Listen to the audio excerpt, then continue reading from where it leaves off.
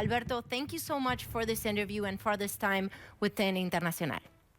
It's my pleasure. Thank you. Okay, take us back to the morning of September 11th. What were you doing and how did you get to the White House when everything unfolded? That morning, I flew out of Dulles Airport in Virginia to give a speech in Norfolk, Virginia. So when I landed in Norfolk, Virginia, the first tower had been hit. My deputy, I was White House counsel, the deputy White House counsel was in the Situation Room. We talked by phone, and we weren't quite sure what had happened, so I went ahead and gave my speech.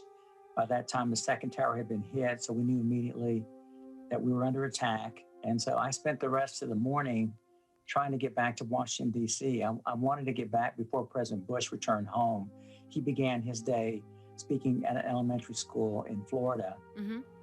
I finally got the Navy to fly me back in a Navy helicopter. As we know, all commercial air travel had been grounded, so I was stranded. But the Navy, fortunately, gave me a ride back in a Navy helicopter. I arrived back in Washington about 2 o'clock.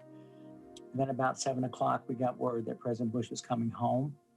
And I stood in the Oval Office porch on the White House and watched as Marine One, the president's helicopter, brought him home.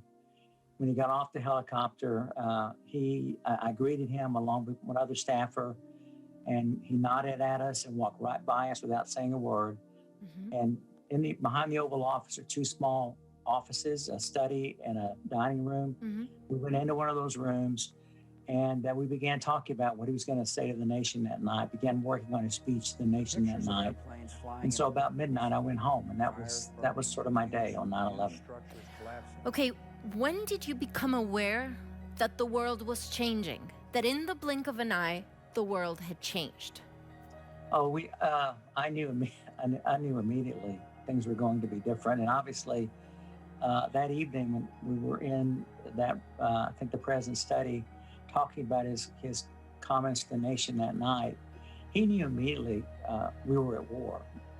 This wasn't going to be a simple law enforcement matter where he would send the police or send the FBI to arrest people, read them their rights, and then try them in our criminal courts. As far as he was concerned, we were at war. We were going to use our military. We were going to use our financial resources through the Treasury Department. We were going to use the State Department, work with our allies to find out who was responsible and respond. So we were going to use all levers of federal power to respond to this attack. So very quickly, President Bush recognized, and all of us recognized, this was something that was going to be very, very different in response, and obviously had a tremendous impact on the way that we live our lives, not only in the United States, but in other countries around the world. Mm-hmm. Mr. Gonzáles, you've said repeatedly in various interviews that you knew exactly the scope of Al-Qaeda's capability to become an actual threat to the United States. Do you think the attack, the September 11th attack, could have been prevented?